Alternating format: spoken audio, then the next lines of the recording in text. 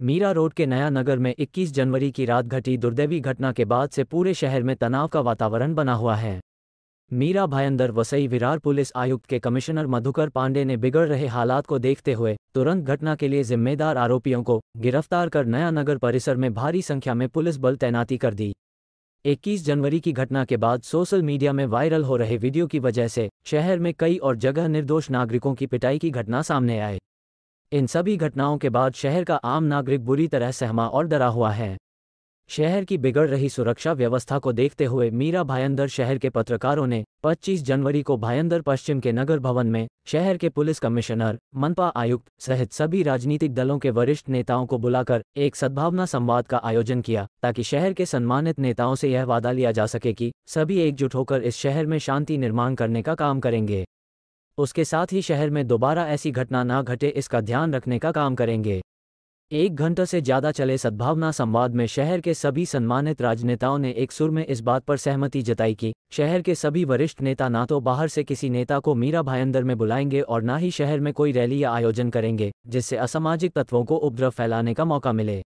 आइए जानते हैं सद्भावना सभा के बाद शहर के वरिष्ठ पत्रकारों ने क्या जानकारी दी है। मीरा भायंदर में जो हालात था उससे सब वाकिफ है। शहर में शांति व्यवस्था बहाल करने के लिए, शांति स्थापित करने के लिए पत्रकारों ने एक पहल की है। पहल के तहत में शहर के सारे जो है कि जनप्रतिनिधि हैं, विधायक हैं, नगर सेवक हैं, नेता हैं, उन्होंने हमने एक मंच पे बुलाया, एक जगह बुलाया। उसमें पुलिस के बड़े ऑफिसर, पुलिस कमिश्नर और नगर पालिका कमिश्नर भी शामिल हुए। सब लोगों ने सामूहिक रूप से ये फैसला किया, जैसे कि हमारी मांग थी, कोई बाहर से नेता ना बुलाए, कोई जो है कि अपने कार्यकर्ताओं को कंट्रोल करे, कोई अनहोनी ना होने दे, कोई अप्रिय घटना ना होने दे, सोशल मीडिया पे अंकुश लगाए कोई भी गलत जानकारी पोस्ट करने के लिए, तो अफवाह पोस्ट करने के लिए। और सारे जनप्रतिनिधियों, सारे प्रशासनिक अधिकारियों ने हमारी मांग को बहुत ध्यान से सुना और हमें वादा किया है कि ये सब हम करेंगे। मीरा भायंदर शहरात जे काही वाईट कृत्य घडलं याच्यामध्ये सोशल मीडियाचा फार मोठा रोल होता, हे वेळोवेळी जाणवलेलं आहे। पोलिसांनी सुद्धा त्या दृष्टीने एक परिपत्रक काढलेलं होतं की सोशल मीडियावर चुकीचे संदेश देऊ नये। त्यामुळे आजच्या बैठकीत आम्ही राजकीय नेत्यांना आणि लोकप्रतिनिधींना हेच आवाहन केलेलं आहे की तुम्ही तुमच्या कार्यकर्त्यांना अशा काही समाज माध्यमावर पोस्ट कराव्यात,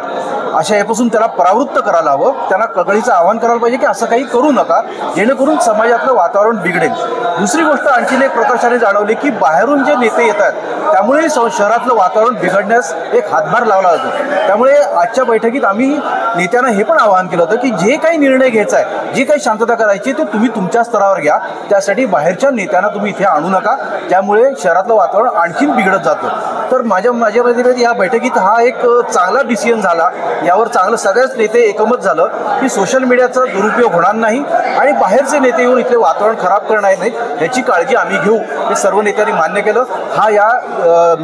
बैठकीतला मोठा पॉझिटिव्ह निर्णय आहे। एकतर 21 जानेवारीच्या रात्री नयानगरमध्ये जी घटना घडली आणि त्याच्यानंतर त्याचे पडसाद जे शहरामध्ये विविध ठिकाणी तोडफोड म्हणा किंवा दंगलसारखी परिस्थिती जी एक निर्माण शहरामध्ये झाली आणि त्याच्यापेक्षा जास्त जे एक तणाव, जो एक धार्मिक एक तणाव जो शहरामध्ये जो निर्माण झाला होता, कारण आपण मीरा भाईंदर शहर जे आहे हे 1991-92च्या दंगलीतसुद्धा शांत होतं। तर तसं असताना असं काय झालं की हे आत्ताच एवढं मोठं सगळं तणाव आणि दंगलसारखी परिस्थिती ह्या शहरात निर्माण झाली। तर त्या अनुषंगाने आम्ही शहरातील पत्रकारांनी आम्ही पुढाकार घेतला, आम्ही सर्व राजकीय पक्षांना एकत्र केलं, पोलीस असतील, महानगरपालिका प्रशासन असतील, त्या सगळ्या प्रमुख जे लोकप्रतिनिधी होते, आमदार असतील, त्या सगळ्यांची एकत्र आम्ही इकडे एक बैठक जी आज आयोजित केली होती की मागचं जे झालं ते झालं, परंतु याच्यापुढे शहरातलं वातावरण पूर्णपणे सुरळीत व्हावं, एक पहिल्यासारखं आनंदाने सगळ्यांनी गुण्यागोविंदाने राहावं आणि कुठल्याही प्रकारचा तणाव राहू नये आणि भविष्यात सुद्धा असले प्रकार घडू नयेत, ह्या अनुषंगाने आजच्या ह्या बैठकीचं आयोजन केलं होतं। आणि ह्या बैठकीमध्ये माननीय पोलीस आयुक्तांचं, शहरातील दोन्ही आमदार असतील, माजी आमदार असतील, सर्व पक्षांचे प्रमुख असतील,